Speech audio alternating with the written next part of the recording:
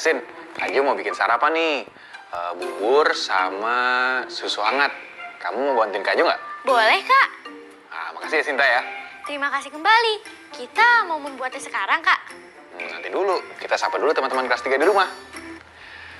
Halo teman-teman kelas 3 di rumah. Halo teman-teman. Teman-teman apa kabar?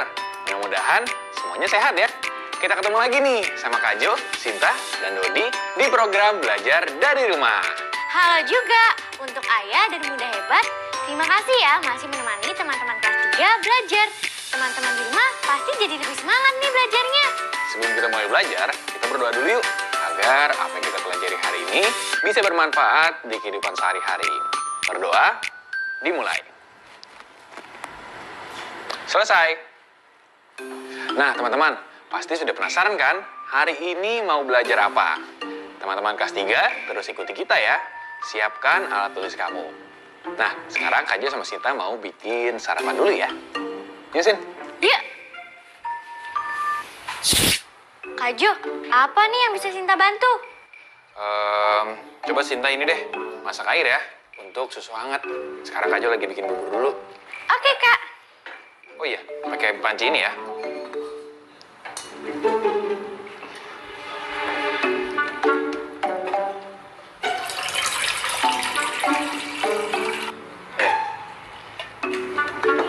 Sudah, Kak. Kak Jo, tolong nyalain kompornya dong. Oke, sebentar ya.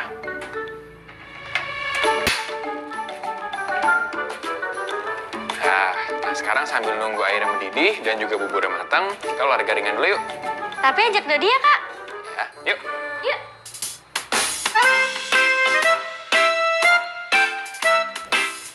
Teman-teman di rumah, ikutin gerakan kita ya. Dan kita hitung bareng-bareng. 1, 2, 3, 4, 5. Harus sebelahnya.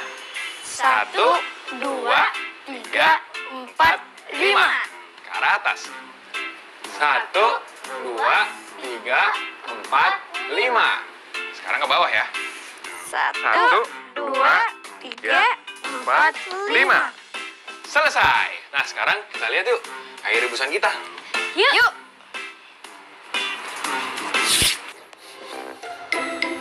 Sinta, Dodi mana ya? Nggak tahu, Kak. Wah, asapnya banyak. Ini bukan asap, Sinta. Ini namanya uap air. Uap air? Iya, Sinta. Jika air dipanaskan sampai mendidih, air akan berubah menjadi gas. Nah, perubahan air menjadi gas ini disebut dengan menguap. Lama-lama, kalau dibiarkan menguap, airnya akan habis. Coba sekarang, Sinta, pancing ini ditutup supaya airnya tidak menguap.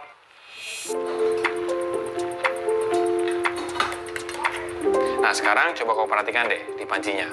Lama-lama akan menjadi berair, kan? Wah, iya. Kok bisa ya, Kak? Iya, uap air saat menempel dengan benda padat akan kembali lagi ke bentuk cair. Nah, perubahan uap air menjadi cair lagi itu dinamakan dengan mengembun. Nah, buburnya juga sepertinya, sepertinya sudah jadi. Baiklah kalau begitu, sekarang kamu tolong bikinin susu hangatnya ya. Iya, Kak.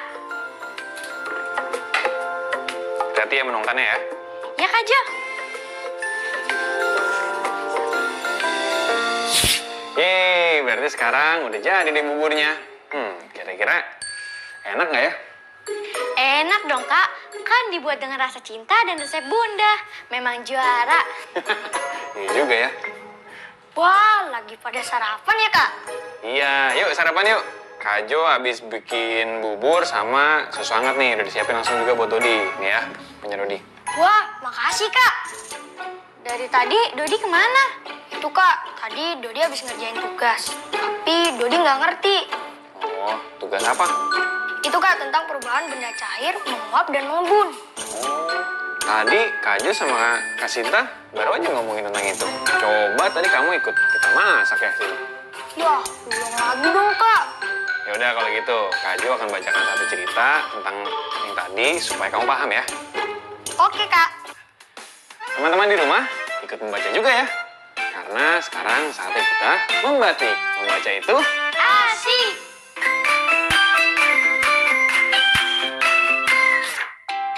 perubahan wujud air. Apa yang terjadi jika air dibekukan ke dalam lemari pendingin? Air adalah benda cair. Air akan berubah wujud jika didinginkan dalam waktu tertentu. Air yang dibekukan akan berubah menjadi es. Karena pembekuan itu, wujud air mengalami perubahan. Wujud air berubah dari cair menjadi padat. Perubahan wujud ini disebut membeku. Apa yang terjadi jika es dibiarkan di dalam gelas? Es akan berubah wujud jika dibiarkan di tempat yang terbuka dalam waktu tertentu. Es itu akan mencair. Karena pencairan itu, wujud es mengalami perubahan. Wujud es berubah dari padat menjadi cair. Perubahan wujud ini disebut mencair. Apa yang terjadi jika air dimasak hingga mendidih? Air juga akan berubah wujud jika dipanaskan hingga mendidih. Air yang mendidih akan mengeluarkan uap. Karena pendidihan itu, wujud air mengalami perubahan. Wujud air berubah dari cair menjadi gas. Perubahan wujud ini disebut menguap. Apa yang terjadi jika uap air menempel pada tutup panci? Uap air akan berubah wujud saat menempel pada tutup panci. Uap air yang menempel akan berubah menjadi titik-titik air. Wujud uap air berubah dari gas menjadi cair. Perubahan wujud ini disebut mengembun. Setelah melihat keempat perubahan wujud tadi, kita dapat membuat sebuah kesimpulan. Air dapat mengalami perubahan wujud jika dipanaskan atau didinginkan dalam waktu tertentu. 1. Dari wujud cair menjadi wujud padat atau dari wujud padat menjadi wujud cair. 2. Dari wujud cair menjadi wujud gas atau dari wujud gas menjadi wujud cair. Menarik bukan? Nah, itu dia tadi bacaan tentang perubahan wujud air. Ada yang bisa menyebutkan perubahan benda cair apa saja yang tadi dibahas dalam bacaan tadi?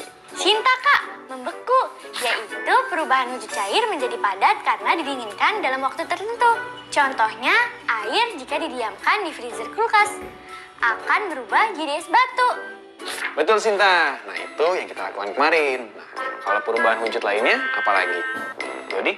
Mencair, Kak. Perubahan wujud dari padat sampai ke cair. Contohnya kalau es batu tadi didiamkan di tempat terbuka dalam waktu tertentu, dia akan kembali menjadi cair. Wah, pintar, Dodi. Ayo, perubahan wujud cair apa lagi yang tadi ada di bacaan? Menguap dan mengembun, Kak. Menguap adalah perubahan wujud dari cair menjadi gas. Kalau mengembun adalah kebalikannya, perubahan wujud dari gas menjadi cair.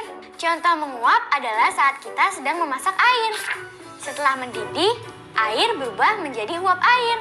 Kalau contoh mengembun adalah saat panci yang sedang digunakan untuk memasak air tertutup. Di tutup panci akan muncul titik air, Kak. Wah, keren, Sita. Langsung bisa menyimpulkan dua perubahan ya. Teman-teman di rumah gimana? Sudah mengerti? Coba sekarang Kak Jo mau tanya nih. Apa yang terjadi saat air dipanaskan? Wah, bener, Kak. Jawaban teman-teman di rumah. Jika dipanaskan, air akan menguap. Yeay, hebat nih ya teman-teman di rumah. Dodi, Sinta, dan teman-teman di rumah selalu jaga kesehatan ya. Iya betul, tubuh sehat, belajar semangat. Coba kalau gitu sekarang Kak Jo mau tes semangatnya nih. Kosakata baru apa aja yang kalian temukan dari bacaan tadi? Ada yang nemu kosakata baru nggak? Ada, Kak. Ada beberapa kosakata baru yang kita dapatkan pada bacaan tadi. Dodi juga, Kak.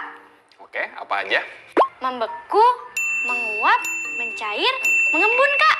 Sama mendidih, Kak. Wih, lengkap banget ya. Kalau teman-teman kelas 3 di rumah gimana? Apa saja kosakata baru yang kalian dapatkan dari bacaan berjudul Perubahan Wujud Air? Wah, banyak juga ya. Diskusikan artinya bersama ayah bunda di rumah ya. Sekarang kita buat paragraf singkat yuk dari kata-kata itu. Dalam kota baru, kosakata Baru. Sekarang buat paragraf singkat ya dari kata-kata tadi. Tapi membuat kalimatnya berdasarkan gambar ini ya. Ini gambarnya. Membeku, menguap, mencair, mengembun, mendidih. Contoh paragraf singkatnya bisa dilihat pada gambar nomor 1 ya. perubahan wujud air yang terjadi adalah dari cair menjadi padat. Kak, mendidih itu apa, Kak? Nah, kalau mendidih itu artinya saat air dipanaskan mencapai titik didih. Saat mendidih, air menguap dari benda cair menjadi gas. Jika belum mendidih, air belum bisa menguap. Mengerti? Mengerti, Kak? Kak, Sinta mau membuat paragraf singkat dengan kata menguap. Oke, boleh. Coba. Air dipanaskan menjadi uap. Perubahan wujud air yang terjadi adalah dari cair menjadi gas. Bagus. Teman-teman di rumah, jangan mau kalah ya. Buat paragraf singkat untuk kata mengembun dan mendidih juga. Nanti minta ayah, bunda, kakak, om, tante, kakek, atau nenek untuk memeriksanya. Belajar bersama pasti akan lebih seru. Nah, sekarang membaca sudah. Membuat kalimat dengan kosakata baru juga sudah. Sekarang kita balima. Mau nggak? Mau, Kak? Oke, kalau gitu sekarang kita balima. Baca 5 kata. Oke, sekarang kita baca cepat semua kata yang muncul ya. Teman-teman di rumah juga ikutan ya. Kita mulai dari sekarang. Kamu. Aku. Kita. Sudah. Suka. Yeay, keren. Tos dulu dong. Yeay! Teman-teman di rumah juga keren.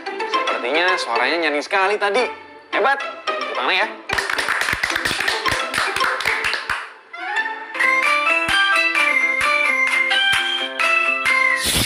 Sekarang, coba bulatkan setiap bilangan berikut dan cari jawabannya sesuai perkiraanmu. Tulis di buku kerja kamu ya. 625 ditambah 573 sama dengan 625 bisa dibulatkan menjadi 630 atau 620 atau 600. 573 dibulatkan menjadi 600. 630 ditambah 600 sama dengan 1230 atau 620 ditambah 600 sama dengan 1220 atau 600 ditambah 600 sama dengan 1200. Sekarang, coba bulatkan setiap bilangan berikut ini ya, dan cari jawabannya sesuai perkiraanmu. Tulis di buku kerja kalian. 1. 489 ditambah 104 sama dengan 2. 812 dikurang 387 sama dengan. Apakah jawabanmu lebih atau kurang dari jawaban sebenarnya? Bagaimana kamu tahu?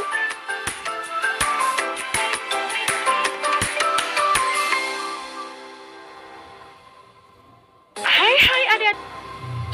Gimana teman-teman di rumah? Sudah membuat perkiraan? Coba lihat perkiraan Kak Jo ya.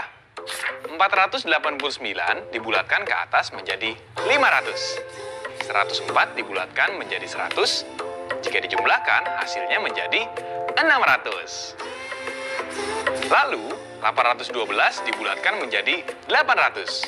387 dibulatkan menjadi 400. Jika dikurangi, hasilnya menjadi 400. Nah, itu dia hasil perkiraan Kak Jo. Bagaimana dengan hasil perkiraan teman-teman di rumah?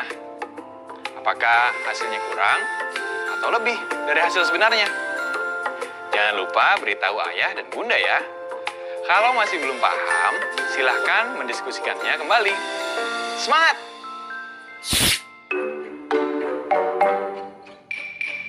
Wah, koleksi kamu banyak juga ya, Sin. Kamu ngumpulin ini dari kapan? Kayaknya dari aku kelas 1 SD deh, Kak. Aku suka ngoleksi kertas origami berbagai motif. Ini motif kotak-kotak. Wah, berarti di rumah ini ada kolektor ya. Kak Jo sih juga punya koleksi koin, tapi nggak sebanyak kamu. Iya, Kak. Ini bisa buat belajar, makanya Sinta simpan. Oh iya? Gimana caranya? Nih, Kak, Sinta tunjukin ya. Kertas origami kotak-kotak ini bisa membantu Sinta belajar perkalian lebih cepat.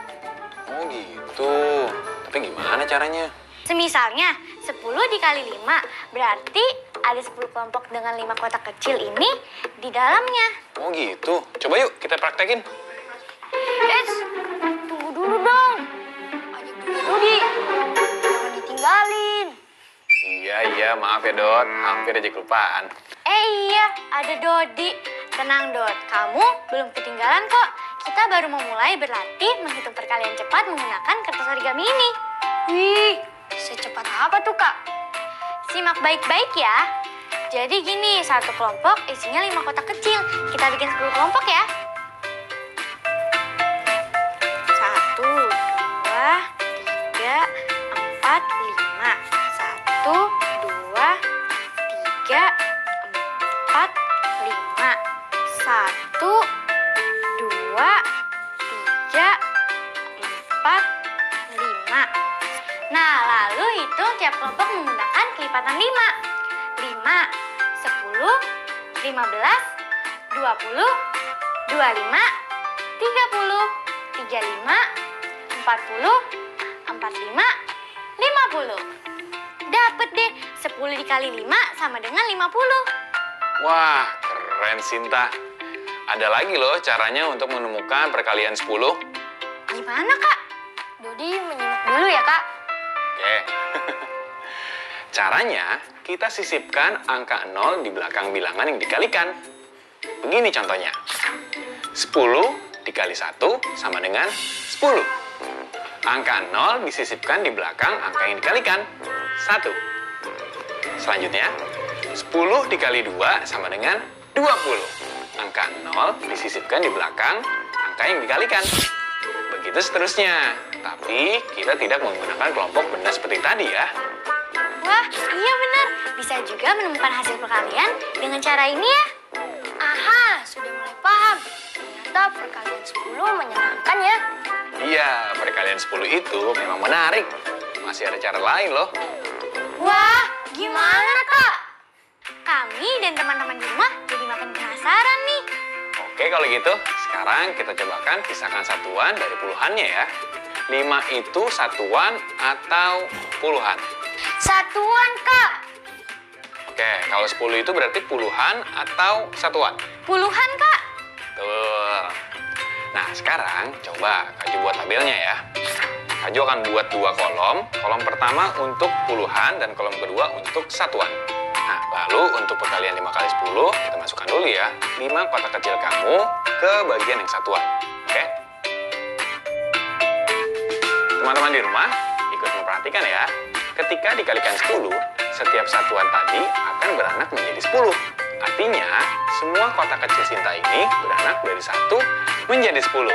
Kolom satuan ini sekarang berisi 50 kotak kecil. Atau kita ganti kotak origami kecil ini dengan kertas origami yang sudah digambar 10 kotak. Kita bisa pindahkan kotak-kotak dari kolom satuan ke kolom puluhan. 10 kotak satuan menjadi 1 kotak puluhan. Seperti ini. Mengerti? Oh, gitu. Nah, sekarang kolom satuan kosong dan kita punya 5 kotak puluhan. Ini jawaban kedua. 10 kali 5 sama dengan 5 puluhan. Betul nggak? Betul, Kak. Wah, keren. Bagus. Teman-teman di rumah gimana? Sudah mengerti juga kan? Sekarang kita coba latihan soal lagi ya. Pertanyaan pertama. Lengkapi tabel ini dengan perkalian 10 kali 7 satuan. Ayo, coba Sinta jawab. Sambil jelaskan ke teman-teman di rumah ya. Oke. Teman-teman, 10 dikali 7 berarti masukkan dulu 7 kotak kecil di kolom satuan. Lalu dikali 10. Artinya setiap satu kotak kecil harus berubah menjadi 10 kotak kecil. Sekarang berarti ada 70 kotak kecil di kolom satuan. Atau disebut dengan 70 satuan atau 70. Lalu dari kolom satuan, kotak kecil harus dipindah ke kolom puluhan. Setelah direkatkan, setiap 10 kotak kecil akan dipindahkan ke kolom puluhan. Sekarang kolom satuan kosong dan kita memiliki 7 kotak di kolom puluhan. Ini jawabannya. 10 dikali 7 satuan sama dengan 7 puluhan. Bagus, Sinta. Teman-teman di rumah juga bisa menjawab soal tadi. Hebat! Kita sudah mengerjakan banyak soal tadi ya. Semoga teman-teman di rumah juga sudah mengerti ya. Jika ada yang ingin ditanyakan, silahkan tanyakan ke Ayah dan Bunda ya. Oh iya, Kak Ju. Metode kotak-kotak kecil ini bisa dibuat perkalian lainnya nggak? Seharusnya bisa. Metode kotak-kotak kecil ini tidak hanya untuk perkalian 10. Oh ya, gimana Kak? Kita coba gunakan untuk perkalian 6 ya. Teman-teman di rumah juga ikut mengerjakan juga ya. Tulis dulu pertanyaannya di buku tulis masing-masing. Ini pertanyaannya.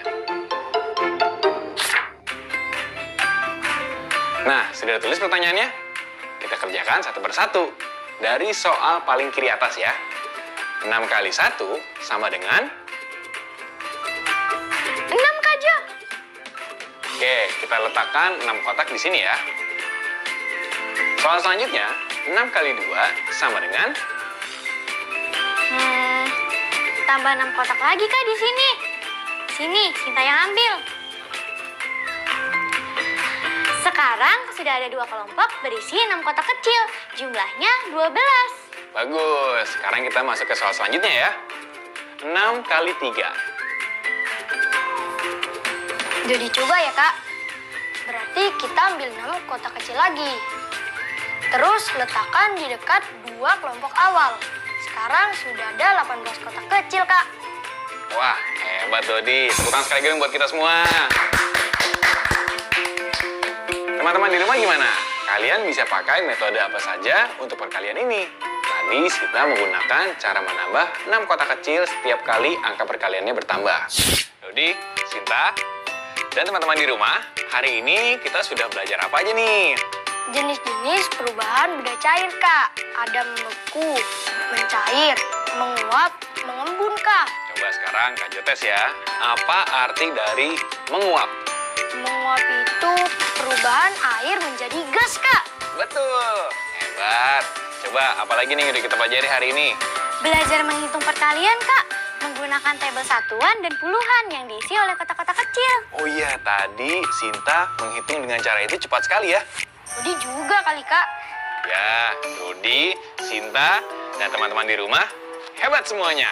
Oke, itu tadi beberapa pelajaran hari ini ya. Sekarang, Kak Jo mau ingetin dulu nih.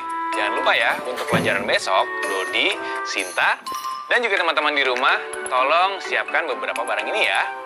1 sendok makan, 3 buah mangkok atau gelas berukuran sama persis, dan 1 wadah apa saja untuk menampung air. Jangan lupa ya disiapkan untuk besok. Oke Kak. Adik-adik ingat selalu untuk rajin mencuci tangan, menjaga jarak, dan memakai masker jika hendak keluar rumah untuk mencegah penyebaran COVID-19. Sampai jumpa lagi.